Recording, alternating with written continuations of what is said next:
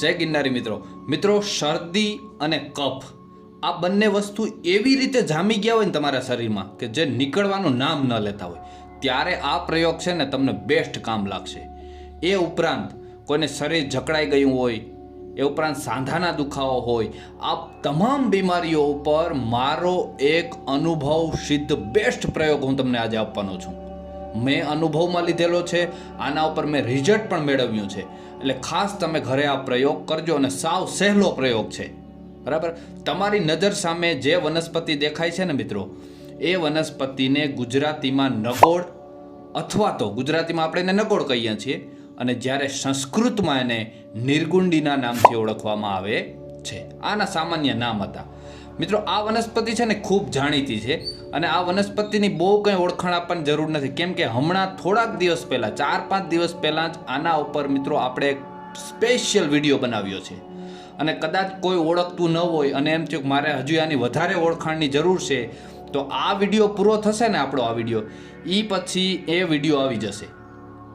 હું છેલ્લે એ વિડીયો મૂકી દઈ, કોઈને જોવો હોય તો જોઈ લેજો. બરાબર, સારું. હવે આપણે આ બેસ્ટ પ્રયોગની શરૂઆત કરીએ. બીજું કોઈ આપણે લપઝપ નથી કરવી, આપણે સીધો હું તમને આ પ્રયોગ કહું છું. શાંતિથી સાંભળો અને ક્રમ ટુ ક્રમ નિયમ યાદ રાખતા જજો. એવું બને તો લખતા જજો. જો પહેલું કામ શું કરવાનું છે, એક નાના ટોપમાં પાણી ભરીને મૂકવાનું ગરમ કરવા. ચૂલા ઉપર અથવા ગેસ ઉપર નાનો ટોપ લેવાનો, બરાબર, એમાં પાણી ભરીને મૂકી દેવાનું. બરાબર, 5-7-10 લીટર પાણી મૂકી દેવાનું. પછી એમાં નગોડ નામની વનસ્પતિ જે તમને વિડીયોમાં દેખાય છે, એ નગોડ નામની વનસ્પતિના ડાળી, નાની નાની ડાળખીઓ કાપી લેવાની. એમાં પાને હોવા જોઈએ, પાન અને ડાળી એવું બધું ભેગું કાપી આવવાનું. બરાબર, આ કાપી અને પાણીમાં એને ખદખદવા ગરમ કરવા નાખી દેવાના. આપણે જે પાણી મૂક્યું ને એમાં. બરાબર, હવે પાણીમાં પરબોટા એટલે કે ફીણ વળવા મળે ને, બરાબર, પરબોટા વળવા ઉપર આવવા મળે ને ફીણ વળવા મળે ને ત્યાં સુધી એને ગરમ કરવાનું છે. બરાબર, એવી રીતે ગરમ થઈ જાય પછી એને નીચે ઉતરવાનું છે. એ સમય દરમિયાન ગરમ કરીએ ને એ સમય દરમિયાન તમારે એક બીજું કામ કરવાનું છે. તમારે 6-7 નાના નાના પાણા લેવાના છે, પથ્થર લેવાના છે, નાના નાના.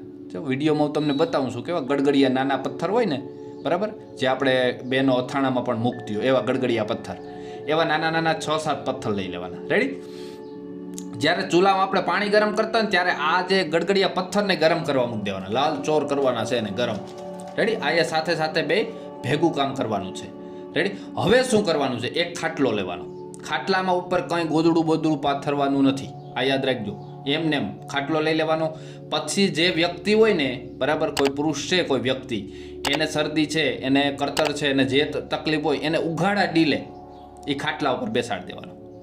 ઉઘાડા ડીલે એ ખાટલા ઉપર બેસાડી દેવાનો અને એના ઉપર એને 1-2 ગોદડા નાખી દેવાના. શું કરવાનું, 1 કે 2 ગોદડા ઉપર ઓઢાડી દેવાના એકદમ, અને નીચે ઓલો ટોપ જવા દેવાનો. આપણે જે ગરમ કર્યો ને, આ નગોડ સાથેના પાન સાથે ગરમ કરેલો ટોપ નીચે જવા દેવાનો.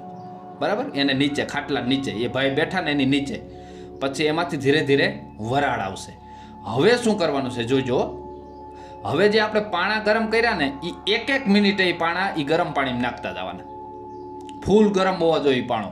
બરાબર, ફૂલ ગરમ હોય, લાલ ચોર જેવો થઈ ગયો એટલે એને ઉપાડી ચીપીએ કે હાંસી ગમે નથી, 1 મિનિટ થાય એટલે 1 પાણો નાખી દેવાનો, એટલે એમાંથી વરાળ નીકળવાનું ચાલુ થાય વધારે. પછી પાછી 1 મિનિટ થાય 1 પાણો નાખી દેવાનો. આવી રીતે 5-6 મિનિટ તમારે પાણા નાખવાના. ઓલા ભાઈને 5-6 મિનિટ એમાં બેસાડવાના છે ખાટલામાં, એમને ગોદડું ઓઢાડી. એટલે એને અતિશય પરસેવો થશે. બરાબર, અતિશય પરસેવો થશે. અંદરનો કફ છે એ 100% તૂટી જશે. ને શરદી, કફ, સાંધાના દુખાવા, આના ઉપર તમને બધાને ખ્યાલ જ હશે. નગોડનું કામ બેસ્ટ છે, પણ એનાથી પણ આ બેસ્ટ આ પ્રયોગ કરશો ને એટલે એનાથી રિઝલ્ટ સારામાં સારું મળશે. 2 થી 3 દિવસ આ પ્રયોગ તમારે મિત્રો કરવો જોશે. પછી જે પરસેવો વળ્યો ને એ બીજા કપડાએ તરત લૂસી નાખવું. નહીંતર ઘણીવાર પરસેવો હોય, તમે તરત ના આવો ને તો શરદી થઈ જાય. એટલે બીજા કપડાએ પરસેવો લૂસી નાખવાનો છે. બરાબર, આવી રીતે તમે આ પ્રયોગ કરશો એટલે મિત્રો 100% તમને રિઝલ્ટ સારામાં સારું. શરદીમાં પછી કફ જામી ગયો હોય, સાંધાના દુખાવો હોય કે કોઈ કરતર થતી હોય વધારે, આવી તમામ તકલીફો ઉપર આ વનસ્પતિ અને આ પ્રયોગ બેસ્ટ રિઝલ્ટ આપે છે. એ 100%ની વાત છે. હવે બીજું કે તમને કદાચ આ વનસ્પતિની ઓળખાણ ન થઈ હોય, તમે વ્યવસ્થિત ન ઓળખતા હોય, તો ઉપર હું જો આઈ બટન ઉપર પણ એની લિંક આપી દઉં છું. બરાબર. ઉપર આઈ બટન ઉપર પણ એની લિંક આપી દઉં, ત્યાંથી પણ તમે ખોલી શકશો આ વિડીયો. અને હા, વિડીયો પૂરો થાય એટલે એક બીજું ટીવી જેવું દેખાશે, બીજો વિડીયાનું સ્ક્રીન ઉપર. એ સ્ક્રીન ટીવી જેવું દેખાય, એને ક્લિક કરશો ને ઉપર દબાવશો ને એટલે એ બીજો વિડીયો ખુલી જશે. એ બીજો વિડીયો કયો હશે? આ નગોડનો આપણે હમણાં મૂક્યો તો. તમે કદાચ આ વનસ્પતિને ઓળખતા ન હોય ને તો તમે આ વિડીયો જોઈ લેજો. સારું, હવે મિત્રો વિનંતી છે કે જો વિડીયો સારો લાગ્યો હોય, આપણે આ પ્રયોગ મારો સારો લાગ્યો હોય તો એક લાઇક જરૂર આપજો વિડીયાને. આ મારી એટલી દયા કરજો, લાઇક આપજો.